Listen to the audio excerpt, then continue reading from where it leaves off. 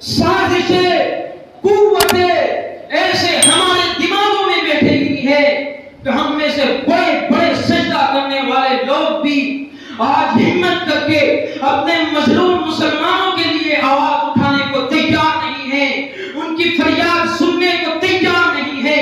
اگر قرآن مجید سے روشنی نہیں ہوتی، قرآن ہر سازش کا توڑ بتاتا ہے، ہر مکر و فریب کو کاٹنے کا طریقہ بتاتا ہے۔ اگر قرآن مجید سے روشنی نہیں ہوتی، نہ ہم سیاست میں کسی سے محتاج ہو سکتے تھے، نہ ہم روزی میں کسی سے محتاج ہو سکتے تھے۔ مگر کون پڑھے؟ قرآن پڑھنا تو بیوقوفوں کا کام ہو گیا ہے، قرآن مجید پڑھنا تو ملا مولوی کا کام ہے۔ قرآن مجید پڑھنا ہمارے جدید طبقے کو پڑھنا کہاں نصیب ہے؟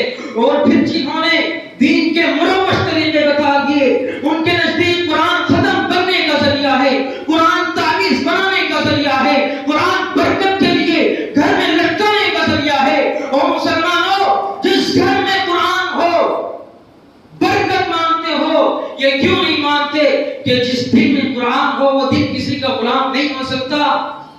قرآن مجید کو تعویذ فروشی کے لیے استعمال کیا گیا۔ تعویذ دیں گے تو جادو ختم ہو جائے گا۔ میں کہتا ہوں تم قرآن مجید پہ عمل کر کے دیکھو، جادوگر بھی ختم ہو جائے گے، نہ کوئی جادوگر ہوگا نہ کوئی جادو کرے گا۔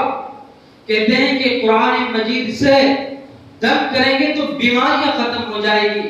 اور میں کہتا ہوں تم قرآن مجید پہ عمل کر کے دیکھو، دنیا کی بڑی بڑی بیماریاں پیدا کرنے والی کمپنیاں ختم ہو جائے گی، جنہوں نے دنیا میں شراب کی بیماری لائی، زنا کی بیماری لائی، بے حیائی کی بیماری لائی، خاندانوں کو توڑنے کی بیماری لائی۔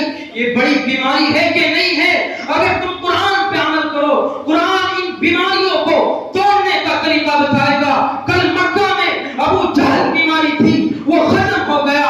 آج RSS بیماری ہے، آج بجنتل بیماری ہے، آج گندی تہذیبیں بیماری ہے، جن کی وجہ سے ہر بیماری ہم پر مسلط ہوتی ہے۔ آؤ قرآن لاؤ، پھر دیکھیں یہ بیماریاں کیسے ختم ہوتی ہے، کس طرح قبروں میں جاتی ہیں۔ تم نے تو چھوچھا کے لیے رکھا ہوا ہے، تمہیں کیا پتا قرآن تو بیماریوں کو جڑ سے ختم کر دیتا ہے۔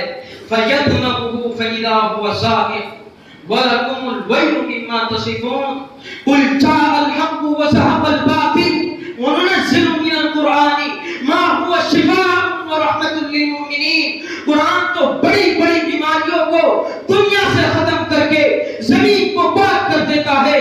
وَلَوْلَا دَفْعُ اللَّهِ النَّاسَ بَعْضَهُم بِبَعْضٍ لَفَسَدَتِ الْأَرْضُ۔ یہ قرآن ہے جو زمین کو فساد سے پاک کرتا ہے اور زمین پر رحمتیں لاتا ہے اور رحمت کے طریقے بیان کرتا ہے۔ اللہ رب العالمین ہمیں قرآن کی طرف واپس لے آئے۔ حضرت شیخ الہند رحمۃ اللہ علیہ دشمن کی جیل میں تھے، جب واپس آئے تو زندگی کا چراغ ڈھل رہا تھا، مسلمان تیزی سے غلامی کی طرف بڑھ رہے تھے، ذہن غلام ہو گئے، شکلیں غلام ہو گئی، جسم غلام ہو گئے، لباس غلام ہو گیا، مزاج غلامانہ بن گیا۔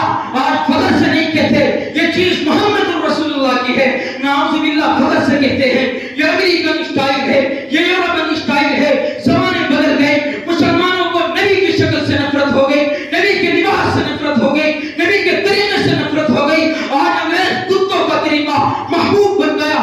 آج فیشن اس چیز کا نام ہے کہ میرے نبی کی کسی سنت کو سوا کر کے کسی کتے انگریز کے طریقے کو اپنا لو، تم فیشنیبل بن جاؤ گے، تم ترقی یافتہ بن جاؤ گے۔ مسلمانوں، کسی قوم نے اپنے کسی ہیرو کو ایسا ذلیل نہیں کیا جتنا تم نے نبی کی شکل کو کیا، نبی کے لباس کو کیا، نبی کے طریقے کو کیا۔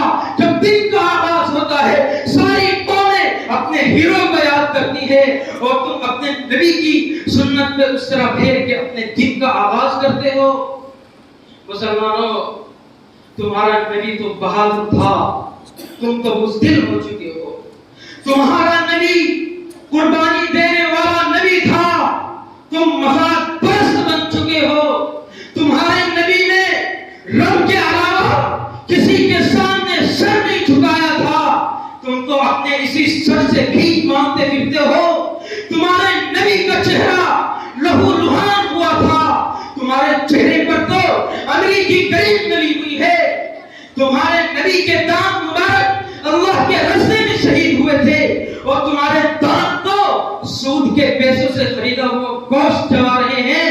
نبی کے ماننے والوں، نبی کے سر سے بہنے والا خون آپ کے پاؤں مبارک تک پہنچا تھا. آسمان کے فرشتے لرز اٹھے تھے، زمین پر آ چکے تھے. اور مسلمانوں، تمہارے ہاتھوں سے تو خود مسلمانوں کا لہو بہ رہا ہے. کیا نسبت رہ چکی ہے ہمارے